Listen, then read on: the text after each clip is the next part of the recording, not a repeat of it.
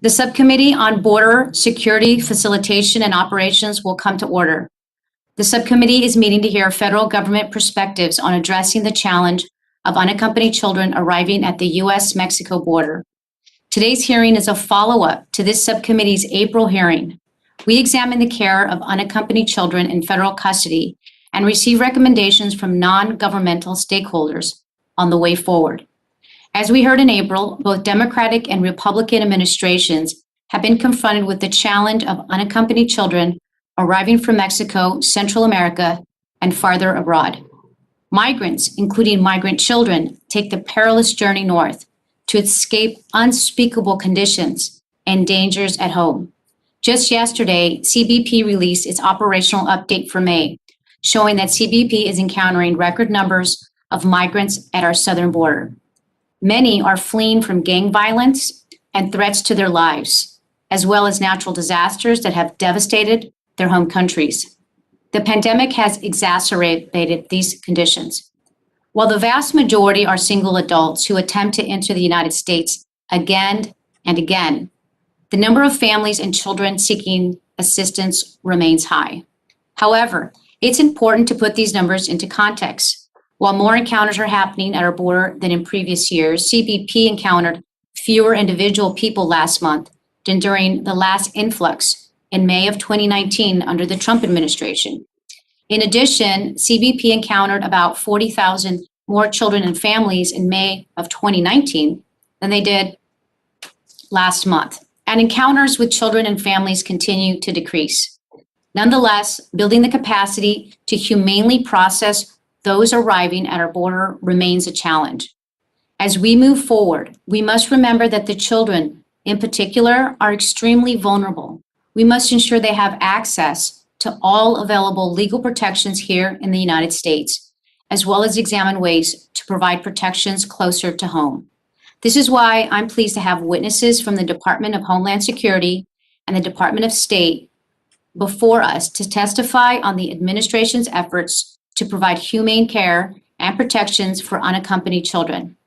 Over the last few months, the Biden administration has ramped up efforts to quickly transfer children from Customs and Border Protection custody to the Department of Health and Human Services. The Biden administration has also rapidly built capacity at DHS, particularly CBP, to provide proper care for migrant children. Capacity building has included the hiring of dozens of Border Patrol processing coordinators to help with the care, custody, and processing of children, along with expanding the department's medical contract and contract for child care services. While not present today, I'd also like to highlight the extraordinary work of Health and Human Services in quickly expanding their capacity to receive unaccompanied kids. Coordination has also improved across the interagency, helping expedite the processing and placement of children at our southern border. Finally, the Department of State has also been working to build the capacity of our neighbors to protect these children at home. Their works include restarting the Central American Minors Program that allows children to seek protection within their home country, supporting efforts to root out corruption within foreign governments, and overseeing investments into job training and other programs designed to help women and youth. However, I remain concerned with the initial delay of these efforts, which resulted in thousands of children being held in CBP custody for days and sometimes weeks. The Department of Homeland Security saw signs of influx building as early as April of 2020. Under the Trump administration, the department apparently ignored these warning signs and chose not to build the capacity needed to safely process and care for vulnerable migrants. Thankfully, the Biden-Harris administration has taken swift whole of government action, but we must be prepared to handle not only the current influx, but also implement long-term solutions to the challenge. We do not want to be faced with the same challenge again in 5 years. We must work together to create humane and effective border policies that prioritize the treatment of people in federal government custody. It is our legal and moral duty to ensure these children, no matter where they come from, are treated humanely and have full access to protections guaranteed them under law. While we've seen impressive progress over the last few months, there is no doubt more needs to be done. I look forward to hearing today from the witnesses, from the administration on the efforts to respond to this challenge. The chairwoman would now like to recognize the ranking member of the subcommittee, Mr. Higgins of Louisiana, for an opening statement. It's an important hearing. I'd like to attempt to frame this for Americans that are observing this hearing. The current crisis at our southwest border is worse than the migrant surges in both 2014 and 2019. So I'd like to touch on appropriations. Both of those surges resulted in emergency supplemental funding from Congress. We have yet to receive such a request during this current surge and crisis. Despite the fact that on trips to the border, members have heard about fast depleting resources at Border Patrol facilities. I have serious concerns that funds appropriated by Congress for national security are being rerouted to address a humanitarian crisis at the border without being properly replenished. Vice President Harris was appointed to lead efforts to stop the crisis at the border. However, she has yet to witness what's happening firsthand. President Biden has yet to visit the border or facilities holding unaccompanied minors, a topic of discussion for today, part of the humanitarian crisis. We'll cover it in depth today. But since his inauguration, our president has not been there. So interviews with Border Patrol agents have resulted in the reasonable acceptance of the simple fact that migrants are directly responding to Biden administration's policies. It is why they're getting into pipelines. I'd like to frame this for America. The, the Biden campaign messages to his base became the Biden White House policies that we're witnessing right now. The cartels began filling their pipeline to maximum capacity last year after November. We're now well into 2021. Every illegal immigrant that's in the pipeline right now has arranged their passage and paid for their passage through that pipeline, that illegal pipeline of human beings and drugs. They put themselves in that pipeline since the Biden administration was inaugurated, and certainly since November of last year. So what we're witnessing right now is layers of crisis. We're discussing the humanitarian crisis today, and we will get into it in depth. Unaccompanied children. But we have a national sovereignty crisis as well. We have lost the sovereignty and control of our southern border. We must maintain our sovereignty as a nation, or all can be lost. The humanitarian crisis is in the focus right now, and it should be, because we're a loving, compassionate, generous nation, and we must deal with the sorrow and the pain and the extreme hardship that these children of God are facing as they come into our country illegally. But we have to do this with a balance, enforcing our laws. We have a constitutional crisis because we have a federal government that's mandating to our sovereign states and interfering with their enforcement of their own laws and their own right to protect their own sovereignty. We have a criminal crisis because the percentage of getaways has increased as the law enforcement has been overwhelmed at the border. These are numbers that are only estimated; they can't be accurately assessed. But our best measure is that it's higher than it's been in modern history, and the illegal immigrants that want to escape Border Patrol are the ones generally that are criminally involved with drug trafficking or human trafficking. So we have a criminal crisis that we're dealing with. Our committee certainly has a responsibility, and let me clarify it for the people.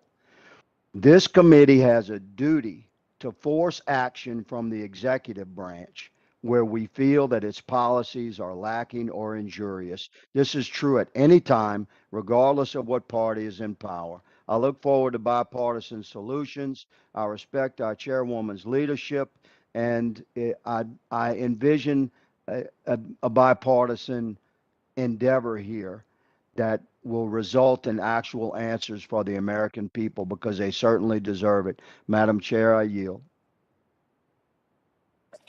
I thank the ranking member.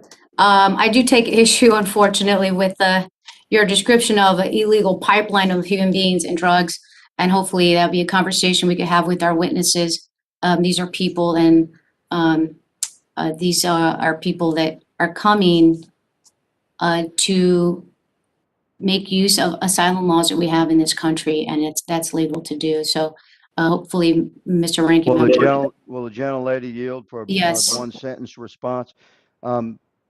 Yes, ma'am. The pipeline, the cartel pipeline, has been commonly referred to for a couple of decades as a human and drug trafficking pipeline. Runs from Venezuela through Colombia, the Darien Gap, Panama, Central America, and Mexico to our southern border. That's a pipeline. Nothing passes without paying a cartel, human beings and drugs. So my commitment to a compassionate response to the children of God that are suffering and crossing our southern border illegally has been well stated. Well, However, Mr. the Ranking use Member, you and I of the will disagree, pipeline as a and description is Mr. accurate. Mr. Higgins, I just wanted to note that I was hoping that, as you mentioned at the outset of your comments, this would be a productive bipartisan conversation, but it doesn't help when we start to villainize immigrants, and I think that's where I was trying to get at. And so we don't have to hash it out now. Hopefully, we'll get information from our witnesses today that will help that situation out. With that said, we're going to move on. Members are reminded that the subcommittee will operate according to the guidelines laid out by the chairman and the ranking member in their July 8th colloquy. The chair now recognizes the chairman of the full committee, the gentleman from Mississippi, Mr. Thompson, for an opening statement. Is Mr. Thompson available? I don't see him here. Let's give him a second here. Madam Chair. Yes, Mr. Cleaver. He was just in at another meeting, so I'm assuming that he's trying to get back over here. Okay. Thank you. And with that, is Mr. Katko, the full committee's ranking member, available for an opening statement? I don't see him. I am available, Oh, yes. there you are. Mr. Katko, the ranking member of the full committee, you are now recognized, the gentleman from New York, for an opening statement. Thank you, Madam Chair, and I'm pleased that this subcommittee is holding a hearing today on a topic all of us care deeply about, the welfare of children crossing the southwest border. Some of these children arrive alone and afraid with nothing but the clothes on their backs. Others arrive with loved ones hoping for a better life in the United States. Many children making the dangerous journey to the United States face tragic circumstances of abuse, illness, violence, and trafficking along the way. Increasingly, drug cartels use children as pawns to distract Border Patrol agents as illicit drugs are smuggled across the border. I've now taken 2 trips to the southern border in the last couple of months, and I also lived on the southwest border as a federal organized crime prosecutor going after cartels in the mid-1990s, so I'm intimately familiar with their well-worn drug trafficking habits, and they haven't changed over the decades. Like I said, I've taken 2 trips to the border, and that's something that has not been done by either President Biden or Vice President Harris, who was tasked with trying to clean up the mess created by this administration.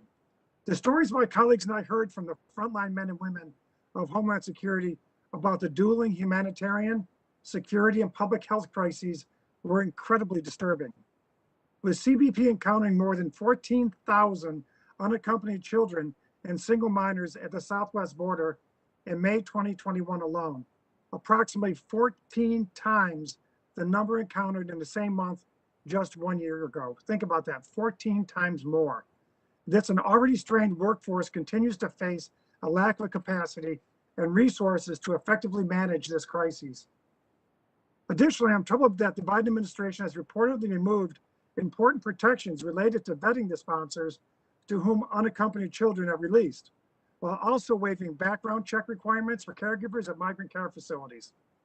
These troubling changes in policy are doubly concerning amongst recent reports of abuse at these facilities. Moreover, as we anticipate changes to enforcement of Title 42 public health authorities at the border, and with the elimination of the critical Remain in Mexico policy, our frontline law enforcement officers are being undermined by their own government's policies at a time when they need more resources and more support, not less. And that's not coming from me, and that's coming from them. And if the president and vice president went to border, they'd be told just that. The president's budget proposal allows for not a single additional Border Patrol agent, despite a 20-year high in migrant numbers. Meanwhile, the vice president speaks in vague, hollow terms about what the U.S. is doing long-term down in Guatemala, while dismissing calls for her to visit the southwest border. Unaccompanied children are suffering at the hands of human smugglers on their dangerous journey. In short, they're being exploited. Those that make it into the United States are often exploited by cartels and gangs. I hope that this hearing today will be an honest examination of the conditions facing these children on the ground, as well as the challenges facing the frontline men and women of our Homeland Security working amidst dire circumstances. Before I close, I do want to note this. In the city of Syracuse alone, we have some of the highest concentrations of poverty in the United States of America. And those pockets of poverty exist all across this country. And as an organized crime prosecutor in Syracuse, prosecuting gang cases, I saw firsthand the devastating effects of this extreme poverty on our communities. And it often leads to a life of crime and an early death for these kids. It's tragic.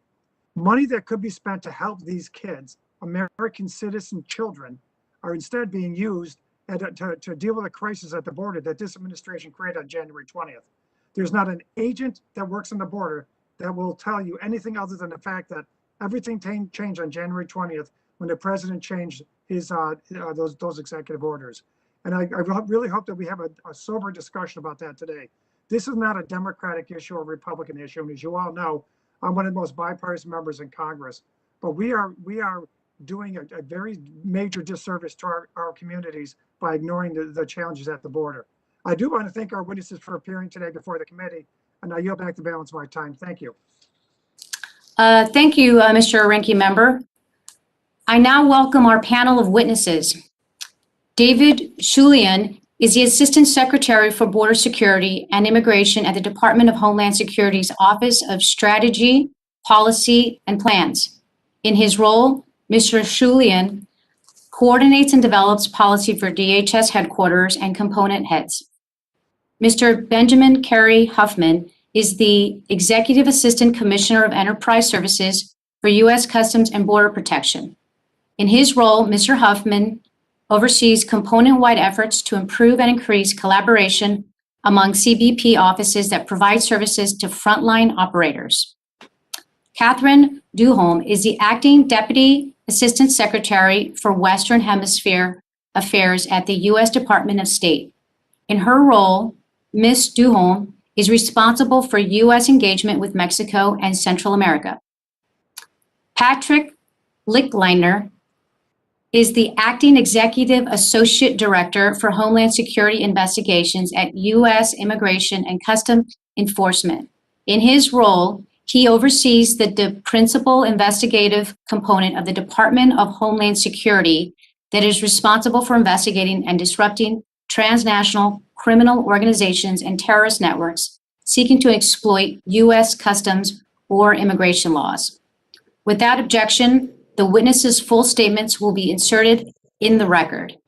I now ask each witness to summarize his or her statement for 5 minutes, beginning with Mr. Shahulian. My apologies. No worries. Chairwoman Barragan, Ranking Member Higgins, Chairman Thompson, Ranking Member Katko, and distinguished members of the subcommittee. It is an honor to update the subcommittee on what the administration is doing to address the needs of the border, and specifically the needs of unaccompanied children. As Secretary Mayorkas has said, DHS is working tirelessly to manage the surge of migrants at the southwest border. Every day, the brave men and women of the department take the steps necessary to restore safe and orderly processing across the border. Although migrant encounters dropped at the beginning of the pandemic, encounters overall have been rising since April 2020, when public health-related restrictions were first implemented at the border and throughout the region.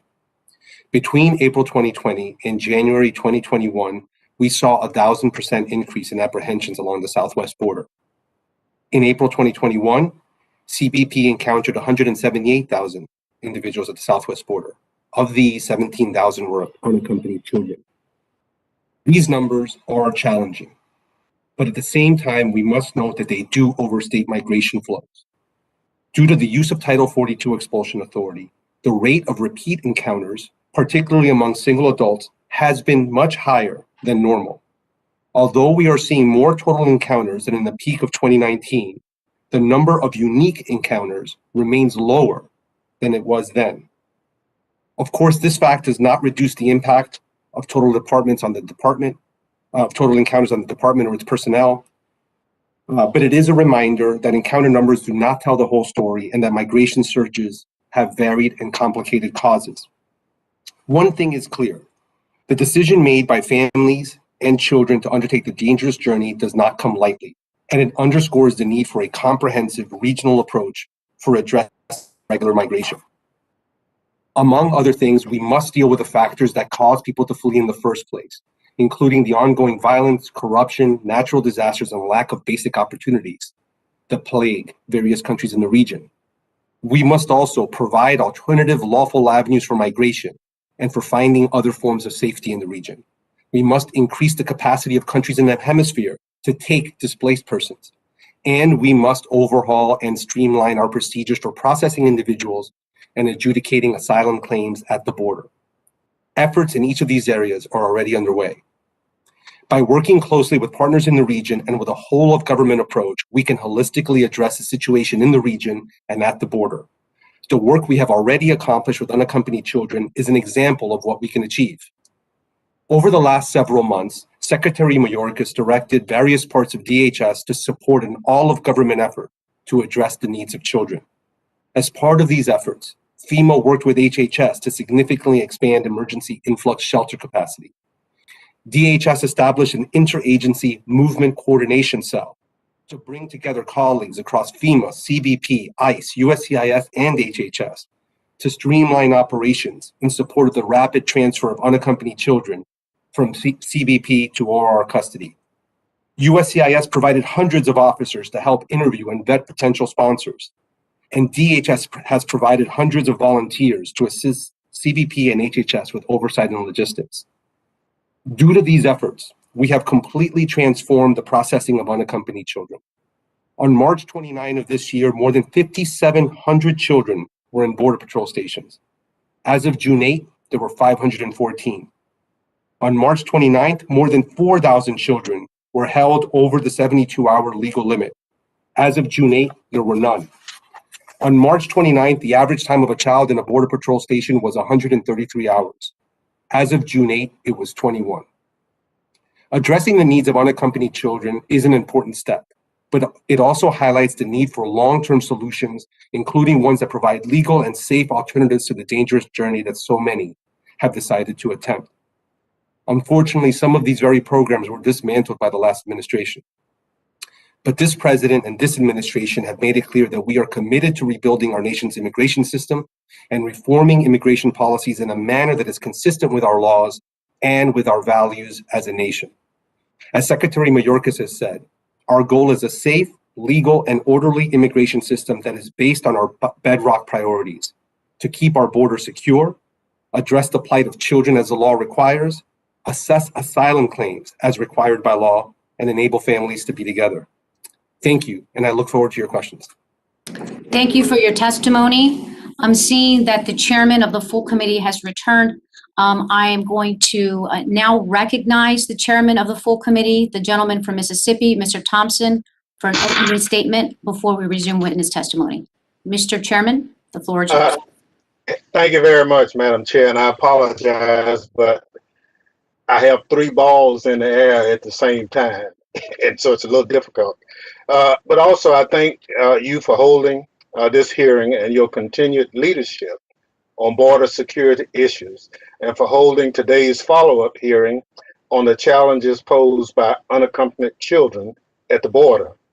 People, including unaccompanied children, have been arriving at our southern border for decades, under both Democratic and Republican administrations.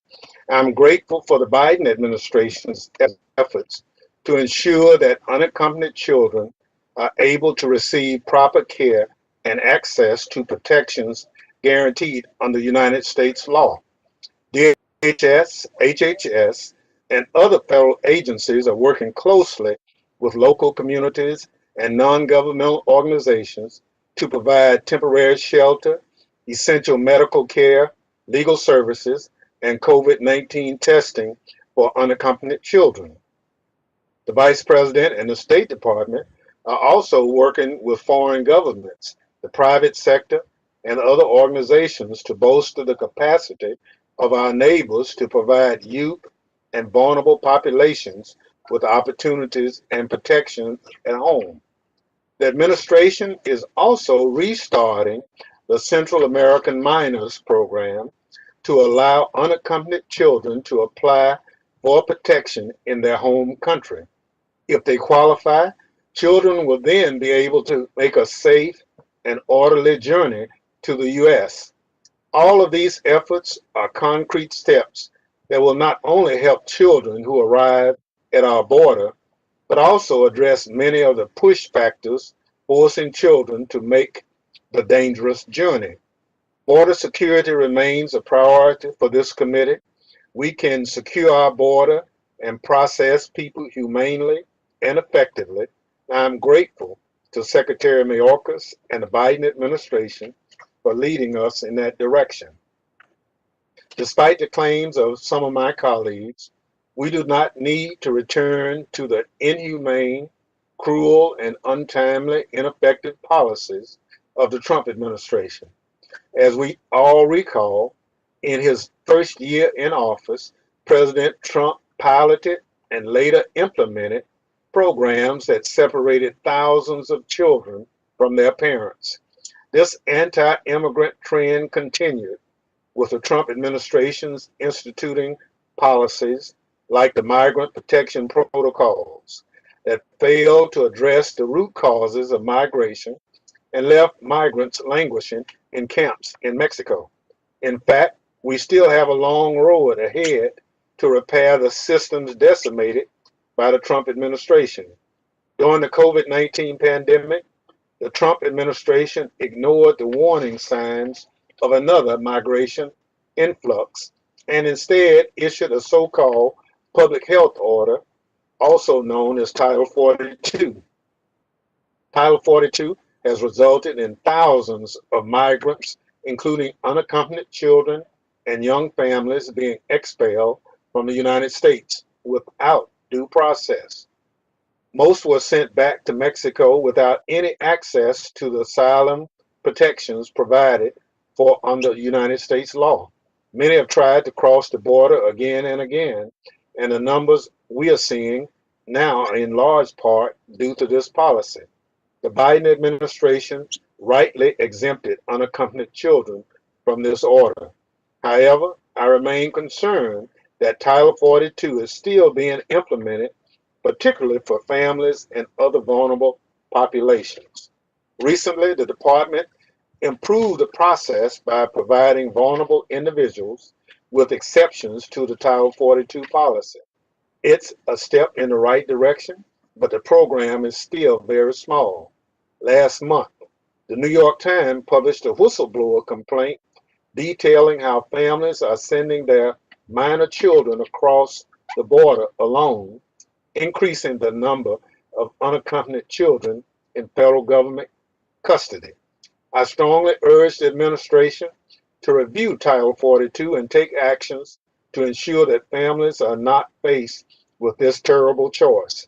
I'm eager to hear from our government witnesses today on ways the Biden administration is handling the challenges of unaccompanied children arriving at our southern border, as well as the long-term efforts being implemented and considered to address the root causes of migration. I'm also interested to hear how we can better position the federal government to respond and manage future influxes. Thank you, Madam Chairman, and I appreciate your indulgence while I'm multitasking today. Thank you much. Thank you, Mr. Chairman. A number of us are as well, so I appreciate that. Thank you. And now we will resume to witness testimony. I would like to recognize Mr. Huffman to summarize his statement for 5 minutes. Good afternoon, Chairwoman Barragan, Ranking Member Higgins, and distinguished members of the subcommittee. Thank you for the opportunity to testify today on behalf of U.S. Customs and Border Protection. It is my honor to illustrate how CBP cares for unaccompanied children, or UCs, in our temporary custody. Our goal is to transport, release, repatriate individuals, especially UCs, as expeditiously as possible. The best thing we can do for these children is to advocate for them to be moved quickly into the long-term care of HHS. We are committed to balancing our border security mission with providing safe and humane conditions for those who are in our temporary custody. However, CBP facilities have always been intended for short-term temporary holding, historically for single adults. Our legacy facilities were not designed for the increase of UCs arriving at our southwest border or for the COVID-19 health and safety measures. Despite the challenges COVID-19 presents, we continue to advocate for the efficient processing and expeditious transfer of UCs to HHS. But we must have our interagency partners like ICE and HHS at the table. Collaborating with our trusted partners and other lessons learned from past surges have led us to some of our greatest improvements in our response. This past March presented us with the highest number of UCs encountered along our southwest border to date. There were over 18,700 UCs encountered in March alone. By late March, the number of UCs entering CBP custody had far exceeded HHS's capacity to provide timely placement in its facilities. With this increase, we collaborated with CBP and across the interagency on multiple lines of effort. Working closely with our interagency partners helps us expeditiously transfer UCs, as these movements require multiple operational decisions, many of which are outside of CBP's domain. To streamline the transfers, the Movement Coordination Cell, or MCC, was established at CBP headquarters in late March. The MCC is a multi-agency effort that mobilizes CBP, ICE, HHS, DOD, and FEMA resources to move UCs out of CBP custody and into HHS's care as fast as possible, but within 72 hours. By establishing the MCC, we have been able to significantly reduce the number of UCs in CBP temporary custody and the time in custody to under 72 hours. In March, the average number of UCs in temporary CBP custody was over 4,000. Today, the average is under 700, but more importantly, the average time in custody went from 115 hours in March to just 20 hours today. We also learned from the 2019 surge that we needed to streamline the acquisition process so we could efficiently stand up new soft-sided facilities. We developed standardized contracts with tiered, scalable options to enable us to quickly meet our facility needs. Prior to this year, CBP awarded a blanket purchase agreement for soft-sided facilities, which allowed us to swiftly stand up 6 facilities in Arizona and Texas. Almost all of these facilities include indoor and outdoor play areas with games, toys, age-appropriate food, and televisions for entertainment. We also contracted bilingual caregivers to provide personal care and basic hygiene for the children. To meet increased processing demand, CBP deployed our agents and officers from across the country to our southwest borders, and DHS activated the volunteer force. We also prioritized medical support and have continued to expand the scope and scale of CBP's medical support services. CBP's contract medical personnel are trained, licensed, and credentialed to care for children. We are developing additional training for in-trauma informed care for our frontline officers and agents. Children who are in our temporary custody receive health intake interviews and medical assessments that include trauma-informed behavioral health considerations. These allow us to identify children's health issues that may require further attention. We constantly work to identify ways that we may further improve our medical support efforts. We continue to make improvements from the past migration surges, and it is my personal belief that CBP advocates best for the best possible care for the children who come into our temporary custody. We assess our performances, processes, and procedures for improvement and work to refine our whole of government approach as trusted partners across the federal agencies. I can attest to the empathy of the CBP workforce. These men and women are dedicated not only to the mission, but to ensuring children are cared for with compassion while they are in our temporary custody. I am proud to be here today to represent the men and women of CBP, and thank you for the opportunity to appear here today. I look forward to your questions. Well, thank you for your testimony. I would now like to recognize Ms. Duholm to summarize her statement for 5 minutes. Thank you very much, Madam Chairwoman, Mr. Chairman, Ranking Member Cathco, Ranking Member Higgins, distinguished members of the subcommittee, and my fellow panelists. Thank you very much for the opportunity to be here with you today to talk about this important issue. I really welcome the opportunity to further discuss how we're managing unaccompanied children at the border. I believe we have a common goal here, and that is how to humanely manage migration while looking after the most vulnerable among us, and that's the children of our region. I'd like to use my testimony today to summarize for you the State Department's role in this process. You will have seen, of course, that we have had a lot of engagement in the region recently, including Vice President Harris's trip to Guatemala and Mexico. Last week, Secretary Blinken was in Costa Rica meeting with his counterparts from throughout the region and Mexico. Special Envoy Zuniga has made numerous trips to the region, and I had the opportunity to travel to Honduras and El Salvador just a few weeks ago, where I spoke with officials, met with civil society, private sector, and others on the ground, was able to observe some of our projects that were put in place to address some of these challenges. Today, we have a delegation meeting at the regional meeting of the Comprehensive Refugee Response Framework in Costa Rica, where they're further exploring opportunities to work collaboratively to address these issues. Our engagements are driven by the Executive Order 14010, which calls for a holistic approach to this migration challenge. So what that means is that not only are my colleagues on the panel working on immigration challenges, our policy and controls at the border, but that we also need to be looking at how to manage migration flows from throughout the region, as well as getting at the factors that are causing people to seek to make that dangerous journey to begin with. State Department is engaged in two strategies to address these challenges. The first that I'd like to discuss is the Comprehensive Migration Strategy, Comprehensive Migration Management Strategy. There are two M's there. We are working to collaboratively strengthen migration management throughout the region with our partners. And what that entails is focusing on fostering secure and humane border management, working to provide increased protection options, opening up opportunities for legal pathways for migration, and also providing reintegration and assistance to those who have been returned from our borders so that they don't seek to make that journey again. We're working collaboratively towards that end, and we believe that those can make a real difference in addressing the migration flows. But what we really have to do to get at what's causing that is also to look at the root causes, which is our second strategy, the root causes of migration strategy.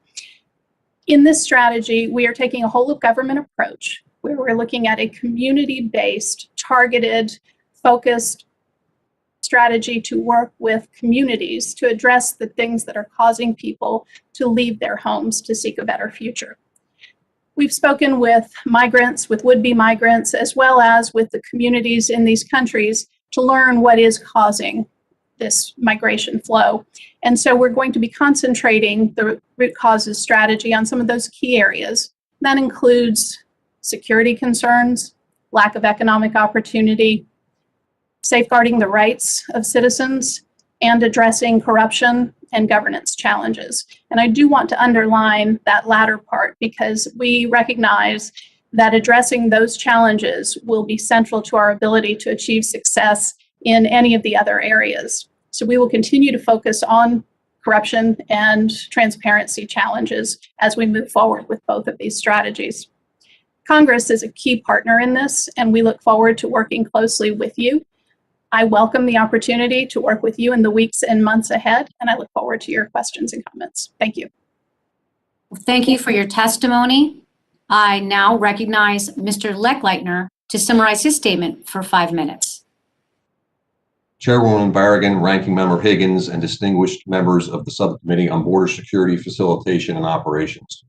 Thank you for the opportunity to appear before you today and discuss the efforts of Homeland Security investigations to secure our homeland from transnational crime and threats, and to elaborate on HSI's investigative role in preventing the smuggling and trafficking of people, including unaccompanied children, into the United States. As the principal investigative arm of the Department of Homeland Security, Our core mission is to protect the United States from transnational crime and threats. The crimes of smuggling and trafficking align with many of HSI's operational priorities and are a primary focus of HSI's investigations. Human smuggling involves providing a service, typically transportation, navigation, or fraudulent documents to facilitate an individual's unauthorized entry into a foreign country. Human smuggling organizations profit by charging fees for smuggling non-citizens into and throughout the United States and by collecting transit fees when smugglers and their clients travel through territory controlled by cartels or other TCOs. These criminal networks are almost exclusively driven by money, seeing humans as just another commodity to be moved across borders for profit. While human smuggling may constitute the initial crime facilitating the illicit movement of people, including minors, to our borders, the criminality does not stop there. In some cases, migrants become victims of human or labor trafficking when criminal networks introduce force, fraud, or coercion into smuggling schemes to bring victims into forced labor or commercial sex. If the victim is under 18, sex trafficking occurs when the victim is induced to perform commercial sex. Force, fraud, or coercion is not required. To be clear, trafficking is a crime of exploitation, does not require movement across a border.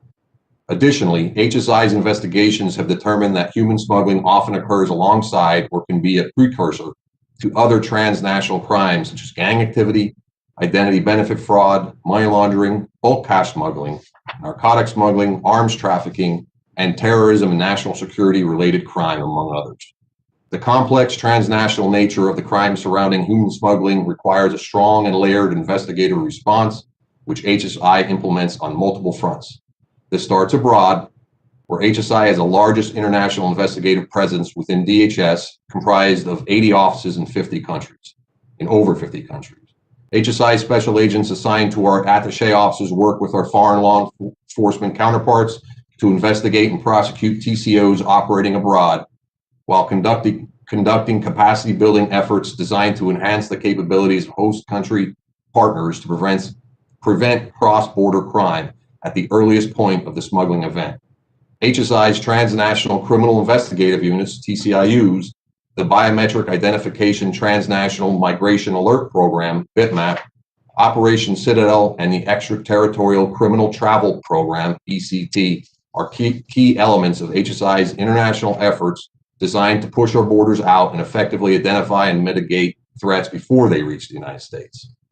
HSI's efforts continue at the border and within the hundreds of domestic field offices throughout the United States, where HSI special agents respond to and investigate potential human smuggling and trafficking crimes. These investigative leads come to us in a variety of ways, including border interdictions, referrals from local law enforcement partners, confidential informants and sources of information, tip line or social media reporting, community and public outreach, criminal analysis, and information gleaned from existing operations. HSI develops and receives information and leads involving human smuggling and trafficking in the same way, regardless of UC involvement. Upon receiving information into a potential violation, we use all our authorities and expertise to pursue and investigate and attack all aspects of organizations responsible. These efforts are supported by the HSI Victim Assistance Program, which enables HSI to take a victim-centered approach to its investigations, working with all levels of government and NGOs to provide necessary services to identified victims. Additionally, the HSI-led DHS Center for Countering Human Trafficking is another important operational support element, integrating the effort of 16 DHS component agencies and offices to centralize and coordinate diverse functions, all in support of investigations, victim protection efforts, outreach, and training activities focused on combating the scourge of human trafficking. Together, HSI's efforts to combat cross-border crime facilitates and enhances the application of our full range of authorities that enable us and our partners to maximize the disruptive effort against TCOs engaged in smuggling and trafficking. These efforts help secure our borders and uphold the national security and public safety of the United States. Thank you again for the opportunity to appear before you today and for your continued support of HSI and the critical investigative role it plays in investigating the TCOs that facilitate and profit from human smuggling, trafficking, and related crimes. I look forward to your questions. Thank you.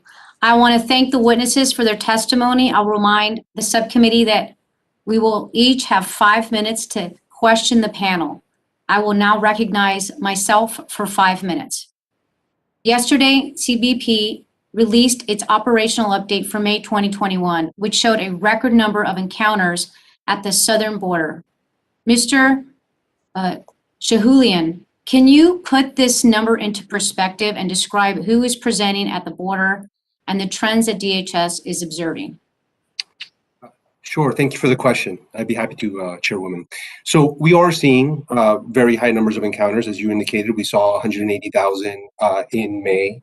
What we are seeing is that is largely led by single adults, and that there's a high level of repeat encounters among single adults. And what we're seeing is that basically half of the encounters that we're seeing of total encounters are unique encounters. So there's essentially a 50% repeat encounter rate for single adults. What we have seen in May is that the trend for decreased numbers of unaccompanied children and families did continue. So we are seeing a continued downward trend in those numbers. I think what we can say is that although the numbers, again, I think just if we're going to compare these numbers, and I know to, for example, prior surges like the surge in 2019, although we have again, higher numbers of total encounters, the number of unique encounters is lower. Okay, thank you so much for that. Mr. Huffman, over the last few months, CBP has worked to quickly build its capacity to handle unaccompanied children. This includes standing up multiple soft-sided facilities, deploying volunteers to help with processing, and expanding child care services contracts. What additional efforts is CBP undertaking to support the care and custody of unaccompanied children they encounter? Thank you for that question, and I appreciate the opportunity to address that, because it's been from my perspective and my years of experience, this has kind of been a big success for us, because we've had to deal with surges of unaccompanied children before, and has not been as successful at moving them out of our custody. I think what's important to understand is that is how we manage unaccompanied children is a whole of government effort. It's not just CBP's challenge, it's HHS's challenge, and all those that help us along. So what the thing that we did differently this time was when we stood up we applied it more of a whole of government approach this time, that when we stood up the MCC and we got FEMA in the room, we got HHS in the room, us in the room, and ICE in the room, we're able to come up with better solutions to move these folks out. We did several things. We had to move large volumes of people.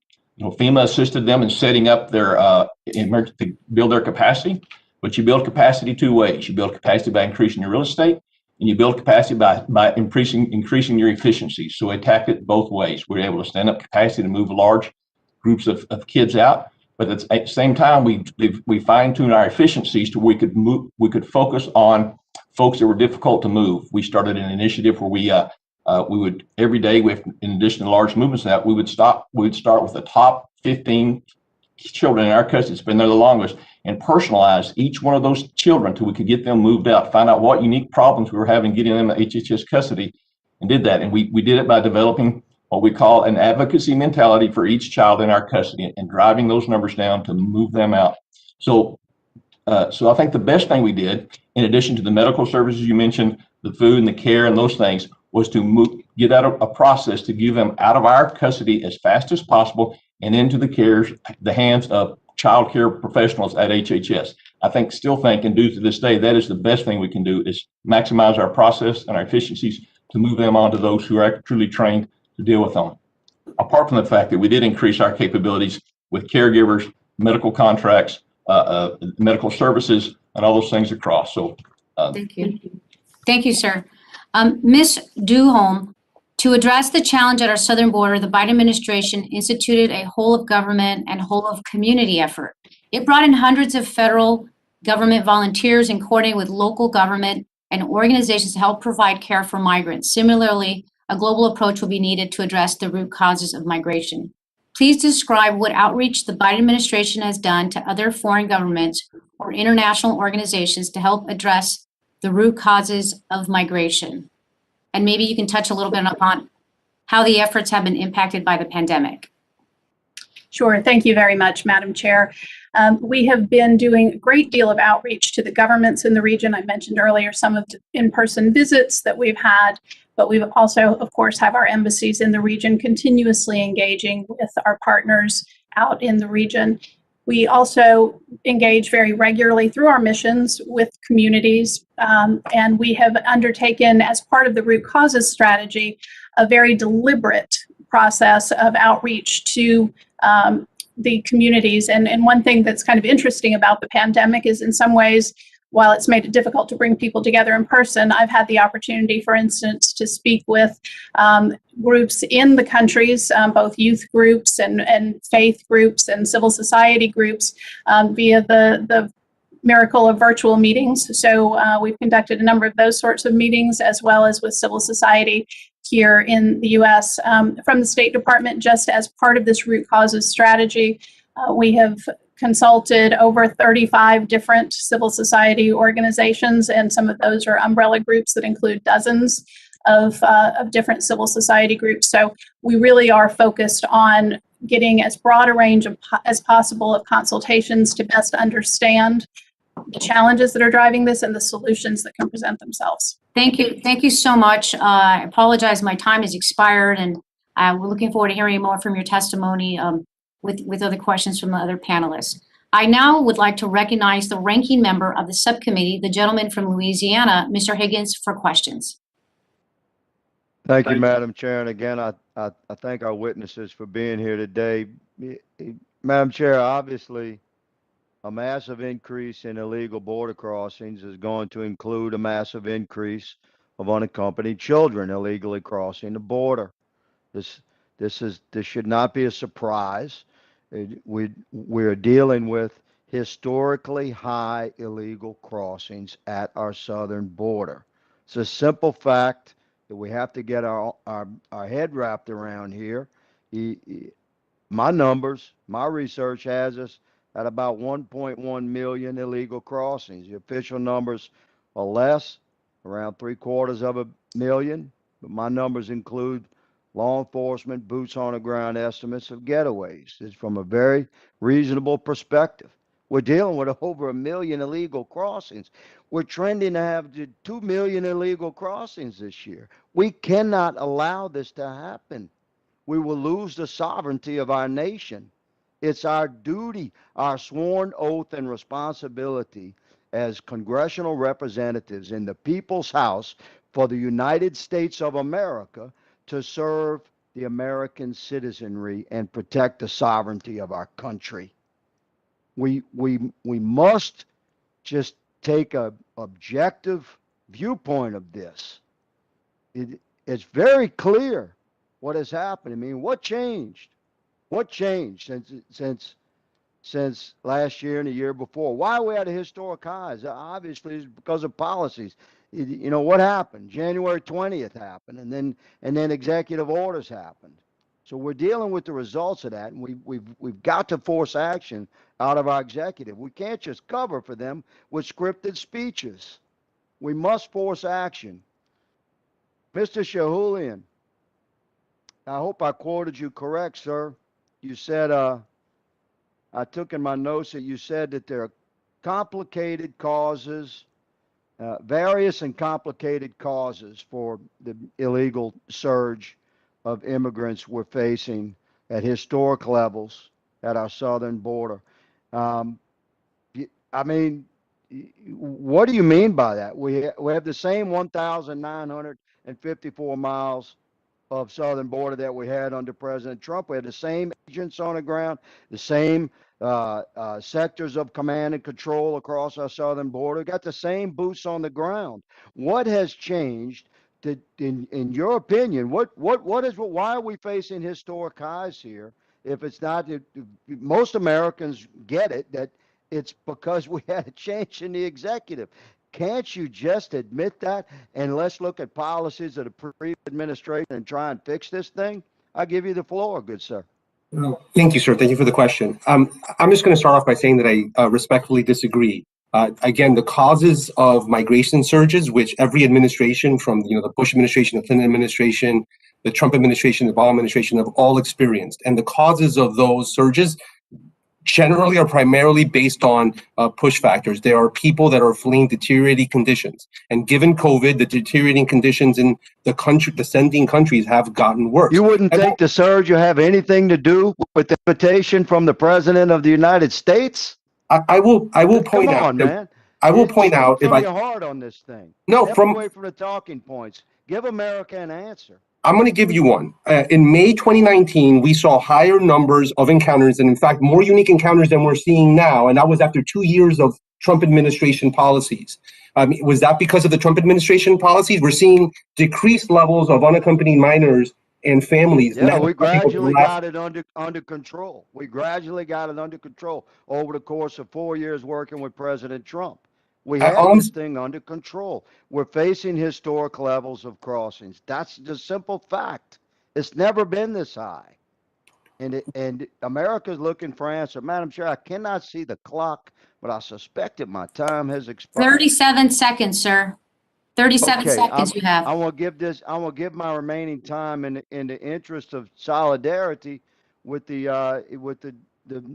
president's administration and his senior staff. I give the floor back to Mr. Shahuli, and you have my remaining 20 seconds, sir. I will just say that the empirical evidence is that, people are fleeing deteriorating conditions. And until we address those and we provide alternative pathways, I will say that, I am a son of a Cuban refugee. I grew up in Miami. I was, as a child, when I was 9 years old, I remember the Mario boat lift, and that the city of Miami had 10 cities all around with Cuban refugees, and that we experienced an issue with Cubans taking to the high seas and risking their lives, and lots of death at the high seas. And the way that we addressed that was not just by clamping down. What we did was we entered in migration accords in the 1990s, where we provided 20,000 legal admissions a year, and it was by creating a lawful pathway that Cubans who were seeking freedom could invest their hopes into. We were able to bring down the number of people who sought to irregularly cross through the Florida Straits. And so we need a comprehensive strategy that does, look at various different avenues. And that's what we are attempting to do now. Thank you, sir. Thank you, Mr. Shahuli, and God bless you, sir. Let's talk more. Madam Chair, I yield. Thank you for those questions and that testimony. The chair will now recognize other members for questions they may wish to ask the witnesses. As previously outlined, I will recognize member in order of seniority, alternating between the majority and minority. Members are reminded to unmute themselves when recognized for questions. The chair recognizes for 5 minutes the gentleman from California, Mr. Correa. Thank you very much, Madam Chair, for holding this most important hearing. I, like all of us in this committee, my heart goes out to those unaccompanied children. Well, Father, I pray for those children. And like many of you, I was in El Paso, Texas, looking at those children. I had the opportunity to meet Yuri and Yareli, that 2-year-old and that 5-year-old sisters that were thrown by smugglers over the 10-foot wall. And if it weren't for those border officers that were alert, they were able to see those children out in the desert, they would have perished. I also had the opportunity to go to Tijuana to see and interview a lot of the deported families under Section 42. This is an interesting challenge. It's a challenge that I agree with my colleagues. Nothing has changed in a long time. I'd say for the last 40 years, this has been an issue. I've been going to visit refugee children probably for the last 15 years. And so my question as an American and as Congress member trying to address public policy here long term, how do you fix the push factors? I agree. When you have 2 hurricanes, once in a lifetime situations happening one after another, when you have COVID-19, you go hungry. When you have corruption, you can't figure out how to run these economies efficiently. So, Mr. Julian, if I can ask you a couple of questions. Recently, Vice President Harris announced that the U.S. would provide $310 million of increased assistance to the Northern Triangle. And she announced that she would be working with 12 companies and organizations to invest these American dollars, Guatemala, Honduras, and El Salvador. My concern is, we've been doing this for 40 years. What is it that we can do to assure that this money does not end up in a Swiss bank account? What do we do to make sure that it is not spent on overhead, on bureaucracy? What do we do to make sure that this money is invested where it needs to go? Thank you. I appreciate the question, Congressman. I do. I would hope, if I could, to defer to my State Department colleague, the Deputy Assistant Secretary Duholm, who I think, they're leading on these efforts along with USAID. If that's okay. Ms. Duholm? Yes, Ms. Duholm. Yes, thank you very much, Congressman. Certainly, we agree with you that this is an incredibly important question as we go forward, and we are very focused on being responsible stewards of the taxpayers' money. We very much want to make sure that the money that is allocated to these ends achieve the goals. So for that purpose, we have very strict end use monitoring in place. We also are looking at having someone directly from the OIG appointed for USAID to be monitoring those spending related to the Northern Triangle. We work very closely with those in the field through our embassies and missions through USAID to monitor all of the spending, and we work very closely to try and achieve the best possible results for I the hear what you're saying, Ms. Duholm. I hear what you're saying. My concern is strict accountability. Does that mean 50 cents out of every dollar is then going to be spent on overhead? That's a real challenge, Congressman. I would say we have two issues. One is, if we want the accountability, we need organizations that are able to provide that sort of monitoring and accounting, and that often does come with a cost. But I share your interest in making sure that the maximum amount gets to those that we're seeking to benefit. We're constantly reevaluating and trying to get that balance right, and we'll continue to do that. Thank you. Finally, ma'am, I would say a follow-up question here, which is, I think as Americans, we don't look south of the border until we see smoke, and we only act when we see fire. 40 years, in my opinion, of failed policy south of the border. We'll spend $1 trillion in Afghanistan, and we don't even look south of the border. When this is our backyard, we have to manage it and making sure if things are not going right, we step in. And as a legislature, I think we've just got to say to folks south of the border, we're going to be watching you, and we're going to hold you accountable, because what you do affects us. You taking care of your citizens is not only your job, it's our job as well. And so I just look forward to working with you and trying to figure out a way for us to address these issues holistically and make sure as legislators, we force ourselves to always be looking south of the border. Thank you very much. And Madam Chair, I yield. Thank you, Mr. Correa. The chair now recognizes for 5 minutes the gentleman from North Carolina, Mr. Bishop. Thank you, Madam Chairman. Among the several 100,000 border enforcement encounters over the 4 complete months since the inauguration of President Biden, I think I've got the number, about 59,000 roughly were unaccompanied children. And of course, everybody understands they're staying in the United States. It would appear to me, and as I listen to testimony in this hearing and the questions, Biden administration policy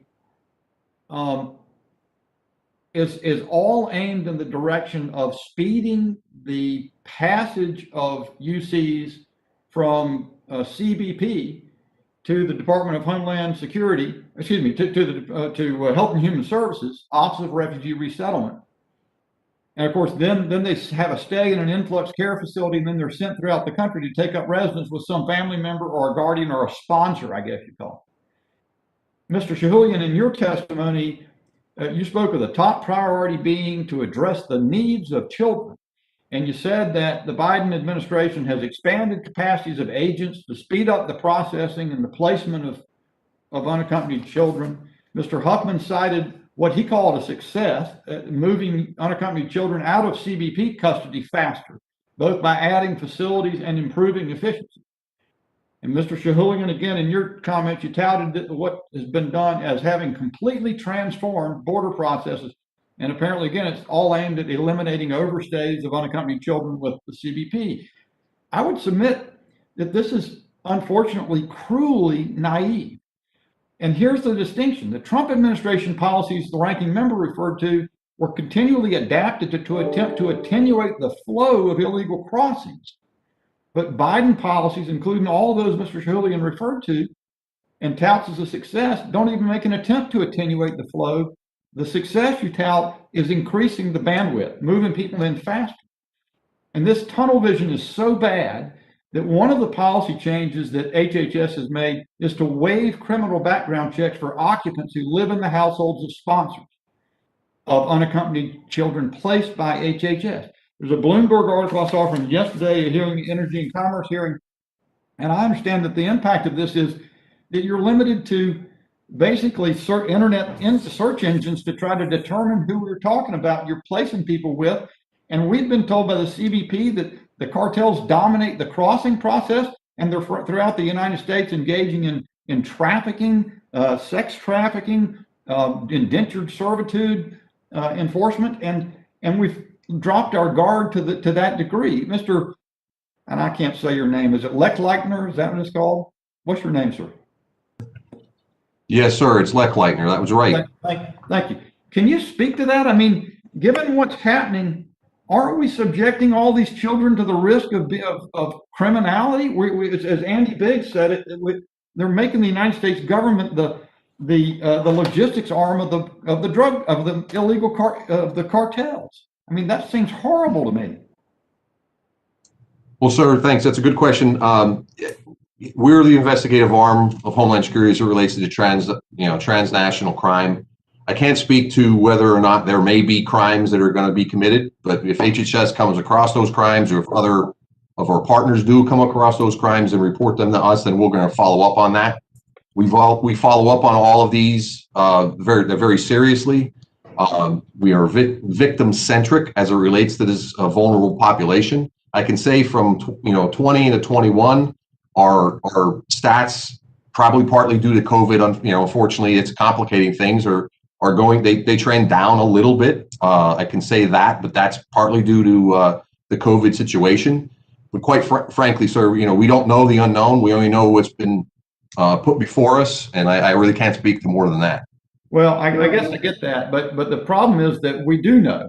And I think it's sort of it's a bureaucratic short-sightedness, if you'll forgive me, to just say, well, we're doing great, we're moving them through faster. Yeah, we don't know who we're sending them to. We know MS-13's out there. We know there's trafficking going on. We know that the kids are being, or people are being sold or put into indentured servitude right here in our country, and that the cartels are active everywhere. And then we pat ourselves on the back and say that's humane.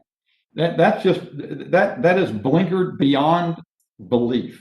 And it is a classic example of heart over mind. It is not a rational policy. There's not humanitarian in the slightest. Madam Chairman, I yield back. Thank the member for his questions. The chair now recognizes the gentleman, the chair now recognizes for 5 minutes the gentleman from Missouri, Mr. Cleaver. Thank you, Madam Chair, and I appreciate very much you holding this hearing. I think it's obviously timing. My friend, Mr. Correa, Representative Lou Correa from California, said that we've had failed policies for 40 years. As somebody who was born and raised in Texas, who's been into every little town along the border, I can tell you that it's been longer than 40 years that we've had problems and mismanagement of immigration, and it doesn't stop with my upbringing and growing up in Texas.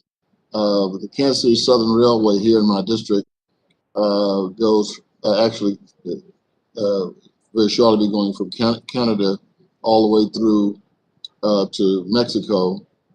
Right now they go to Laredo, and then all of the Americans get off the train, and then the Mexicans get on the train and it goes to finish its delivery. And so Henry Cuellar and I have been working a long time. I'm just prefacing my question with this comment that we have serious problems I think there seems to be a great interest in trying to make sure that we are successfully getting the other side looking bad as opposed to trying to get the policy straightened out. And one of the things that I'm concerned about, and I've been to all of the borders, I think it's a childish question to raise to everybody. Have you been to the border? Like, if you've been to the border, somehow you should get, like some cookies or milk or some dog biscuits. I'm not sure, but I don't think. I think the issue is the policy, not visiting the border. But let me go on, Mr. Hoffman. The trends in migration are cyclical. I have seen it all of my life, and during the spring, and then decreasing when the weather starts getting too hot and for travel, like around this time, and certainly in July and August, you're going to see it falling off. And so it has been at record levels in the past few months, and there are questions about whether the immigrants will continue to arrive into the hot heat of summer. But what I want to know is, what is DHS and CBP doing to better position themselves to treat these migrants more humanely than they've been treated previously, while at the same time processing them in an efficient manner? Thank you, sir. I appreciate the opportunity to address that. So we've learned a lot of things over the years, as we've been a trend over the years to see more unaccompanied children that come into our custody. As we've mentioned previously, historically, our facilities were designed for a single adult population, because that was the historical trends over the years that we dealt with. And so we've had to adjust how we staff our folks, the type of facilities we use, and increase the capacity. So now when we stand up soft, in these type of surgeries, when we stand up soft side facilities, they're specifically designed for unaccompanied children and family units, with how the pods are laid out, the air conditioning involved, the opportunities to have the medical examinations done on a regular basis, the medical care we provide to the children there, the ability to have observation of any psychological issues and challenges they may be facing as well. We've spent an enormous established a medical contract. We got like $481 million in medical contract established, of which we spent $163 million already just providing these medical services alone. So that alone in itself makes a big difference in how they're treated and what they say. We've adjusted the nutrition of their meals to address these things.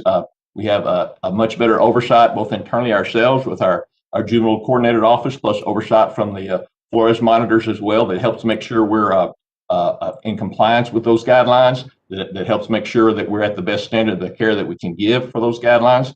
And basically, and I'll say this again, for us, the best thing we can do is move them out of our facilities onto professional child care specialists. And those efficiencies gained there allow us also to put our officers and agents back on the line quicker to be doing border enforcement missions, as opposed to being confined in these facilities caring for children as well. So there's a twofold effort for that. It's not just it helps the kids, but it also makes us more operationally efficient as well, and it does not diminish our operational capacity as much in doing so. I see I'm out of time, so I'll stop. I think am I out of time, Madam Chair? Yes. Thank you kindly. Thank you, Mr. Cleaver yields back. And I have to say, I agree with you, Mr. Huffman. When you talk to the men and the women of the Border Patrol, they will tell you day in and day out that they are not in the business of, they're in the law enforcement business, not in the business of caring for children. And so they actually appreciate not having the children processed out to HHS. And with that, the chair recognizes for 5 minutes the gentleman from Georgia, Mr. Clyde.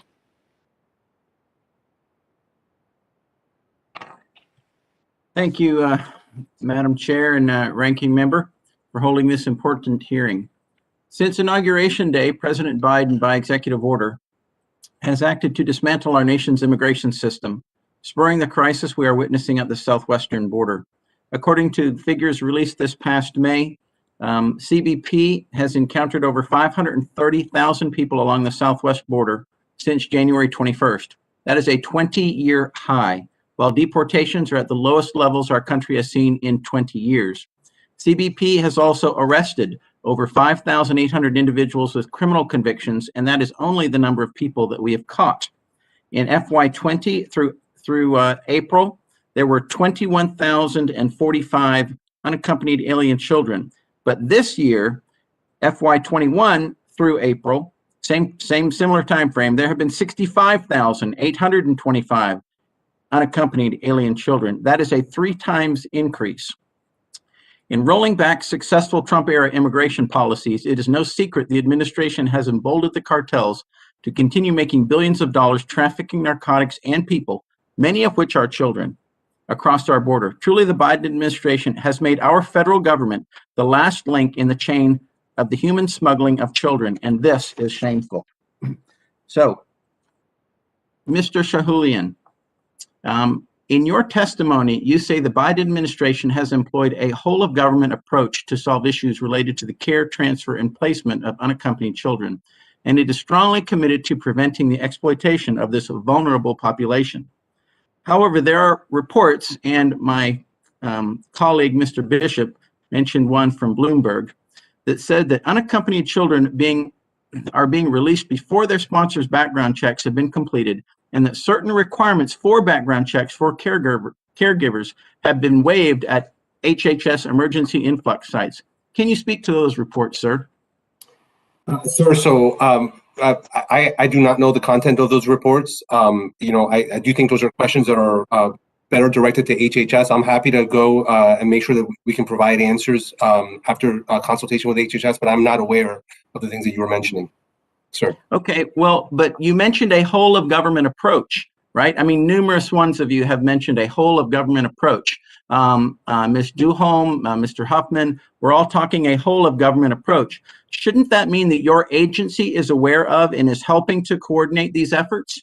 Shouldn't the Department of Homeland Security have visibility into the vetting of children's sponsors? Sir, we care about that, right? Absolutely, sir. Absolutely, we care about that. And I will say that we have sent to HHS to help them, federalize their workforce in these efforts. We sent our most experienced asylum officers with deep experience in interviewing individuals, vetting people, running background checks, determining credibility, and determining family relationships. We've sent our best officers over to HHS to help them improve that process. The stories you mentioned, I'm just unaware of those, so I can't really speak to them just yet, but I'm happy to get back to you on those. So you then don't have confidence that the unaccompanied children being released, that the background checks of their sponsors have been fully completed and vetted. Is that correct then? Sir, again, I'm just going to say I do not lack confidence in our government's efforts or the work that our federal employees are doing either at DHS or at HHS. What I am saying is that I of the news articles of which you speak, I have not read. I would like to confer back with HHS, and I'm happy to provide an answer to this question. Okay, all right. I would appreciate you getting back to us and letting us know whether or not we're cutting corners on background checks for the sponsors of these people. Thank you. The current crisis and surge of illegal aliens at the border have clearly enriched the transnational criminal organizations through their human trafficking and smuggling operations.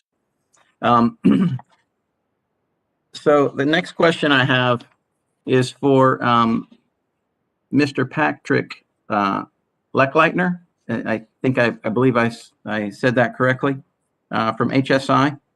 That's correct. Thank you. By the way, I've been to the border twice, and I commend your efforts at the border. You guys really do a fantastic job there, I think, from what I saw, and I really appreciate it. These cartels need to be held to account. So, in your opinion, has the human smuggling of children increased in the last 5 months?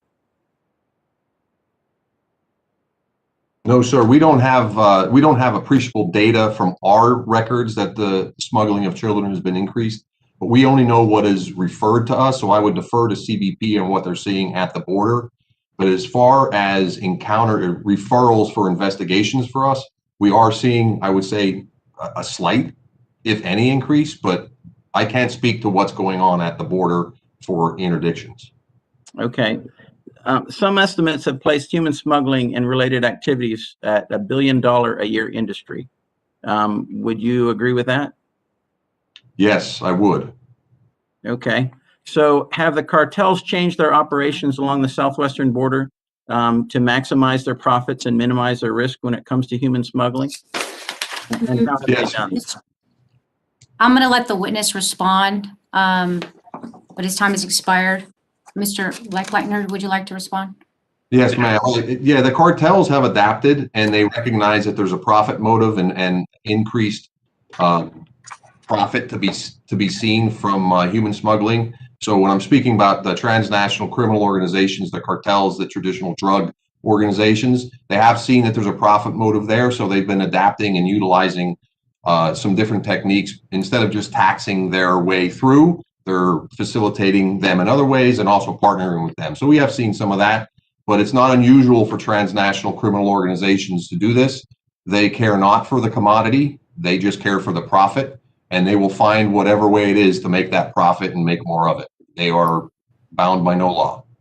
Thank you, sir. The gentleman. Okay. Thank you, and I yield back. Thank you. The gentleman yields back.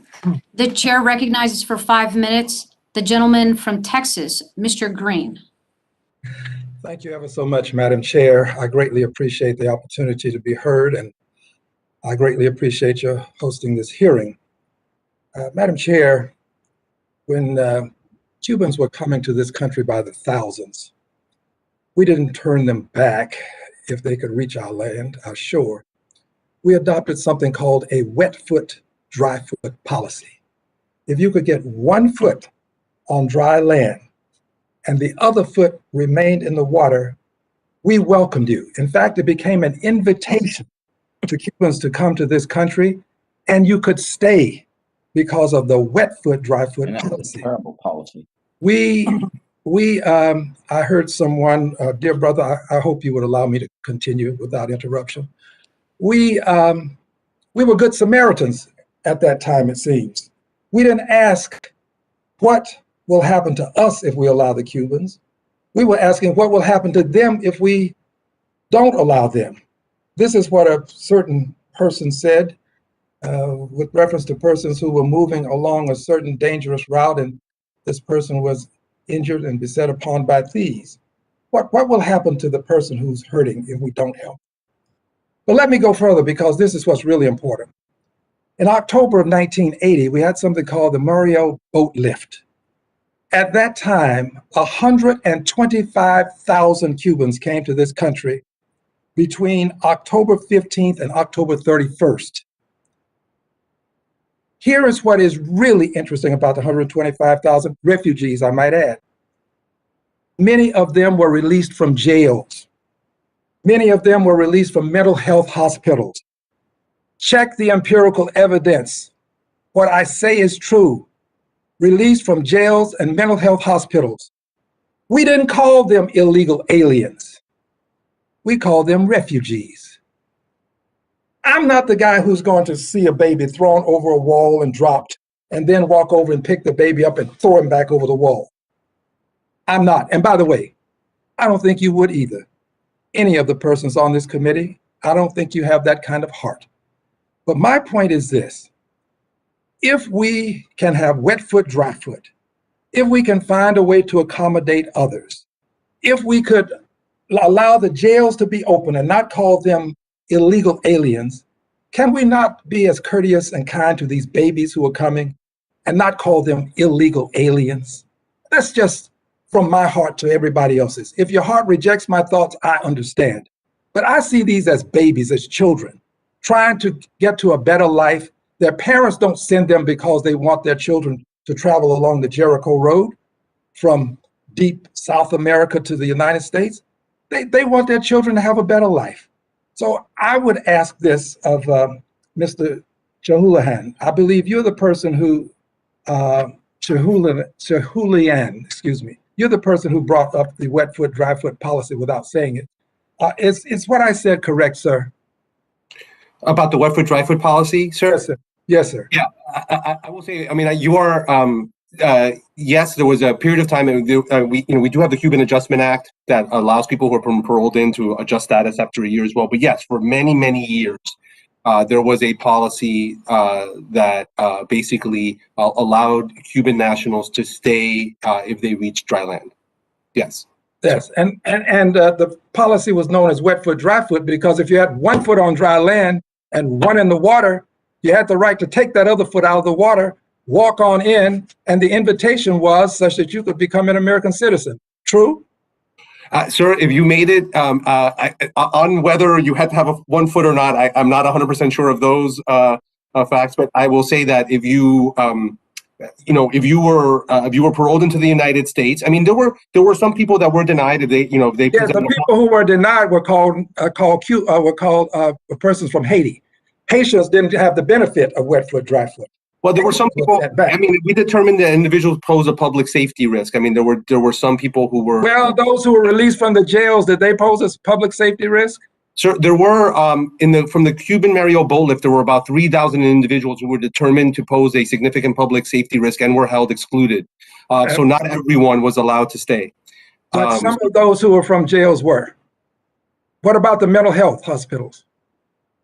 Sir, again, there were a number of, I'm saying there were a number of individuals that were held at the border and determined to be excluded because of the public safety issue. So not everyone stayed. I just want to be clear about that. Of the Cuban, I don't agree with you that not everyone stayed, but of the 125,000, my dear sir, you and I both know that the overwhelming majority of them stayed. Overwhelming majority. You want to just pick on the exceptions and say, oh, some didn't stay. Some of those with mental health issues stayed, and some of those who were out of jail stayed. True? Mr. Green, your time has expired. You have been more than generous, Madam Chair. Thank you very much. Thank you. Sure, thank you. The gentleman yields back. The chair recognizes for 5 minutes the gentlewoman who's been waiting very patiently from New York, Ms. Clark. I'd like to thank you, Madam Chair, for really bringing this very timely hearing to the American people. And I think, we all need to take a deep breath and, search our souls, as Congressman Green has said, about our collective humanity. When we can look at children and see them as a threat to our national security, and all they're seeking and their parents are seeking are to bring them to safety, to connect them with loved ones in this nation as the conditions of their homes of origin continue to deteriorate. And we can't look at ourselves and say we would sacrifice the same way for our own children. Then clearly, there's some soul searching that needs to be done. Let me just put it that way. But my first question is for Mr. Shahulian. While most unaccompanied children arriving at our border have family in the United States, a number of these children arrive at the border with close family members, such as a grandparent, aunt, or uncle. Yet, DHS policy only recognizes a parent and child relationship, despite the fact that a grandparent or an uncle would qualify as a sponsor for the child. Is DHS considering a change in policy to help keep these families together and expedite processing of children in your custody? Thank you, Congressman, for that question. So I will say that it is more than DHS policy. It is the law, right? Under the Trafficking Victim Protection Reauthorization Act of 2008. A child who is encountered with not accompanied by a parent or a legal guardian, and for whom a parent or legal guardian is not willing to show up to pick them up, that individual by law is an unaccompanied child, and by law we are to transfer them to HHS.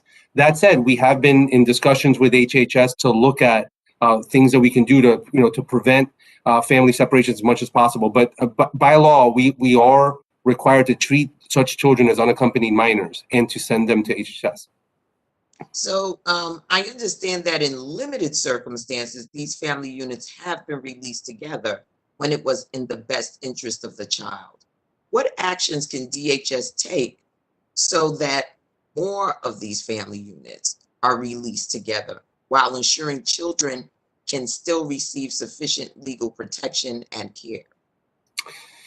So again, we are in conversations to look at what can be done. We've been in conversations with HHS about co-locating in certain facilities. We do, when we have unaccompanied children who are encountered with other family members, we do try to ensure that there's contact with those other family members. But again, by law, we are required. We can't, by law, release them. We must transfer them to HHS, and it is HHS's legal responsibility to find a suitable sponsor for those children. I think some of the stories you're mentioning are some individuals who are provided parole through ports of entry, and there may be situations, but this, by and large, is not a practice for individuals who are encountered inside the U.S. Thank you. Ms. Duhalholm, in order to address the root causes of migration, we must ensure that there are legal avenues for individuals to come to the United States. Can you please expand on the administration's efforts to increase these legal options, including reinstating the Central American Minors Program? Thank you, Congresswoman. Certainly, I'd be happy to. There are, I would say, three main areas that we're working to expand legal options for residents of Central America to be able to come to the U.S. legally. And as you mentioned, the Central American Minors Program is one of those for families who have parents legally in the U.S. to be able to petition for their children to join them through the Central American Minors Program as part of the U.S. Refugee Assistance Program. When that program was closed in 2018, we had about 5,000 applications, and we have begun reprocessing those, and we look forward to hopefully expanding that in the near future to be able to accommodate other legal folks with legal status in the U.S. to be able to bring their children. We're also expanding. We're expanding to seasonal visas, and we're also working to increase processing time for immigrant visas that are backlogged within the realm of our COVID limited processes. So under the Central American Minors Program, how many cases have been completed under this administration, and how many cases were pending a decision when the Trump administration terminated the program? Sure. So under the current administration, we have processed so far a little over 1,000, and there had been, I believe, 5,000 pending at the time. Okay, very well, very well. When can we expect for the new administration to accept new applications for the program? I believe we'll be seeing an announcement imminently, Congresswoman. Very well. Let me thank you all for your expert witnessing here today, your testimony. And with that, Madam Chair, I yield back. Thank you. Thank you, Madam Representative. I want to thank the witnesses for the valuable testimony and the members for their questions. The members of the subcommittee may have additional questions for the witnesses, and we ask that you respond expeditiously in writing. The committee record shall be kept for 10 days. I apologize. I wanted to give more ending remarks, but I have been called for a vote in my markup. I want to thank our members and everybody for participating. And with that objection, the subcommittee stands adjourned.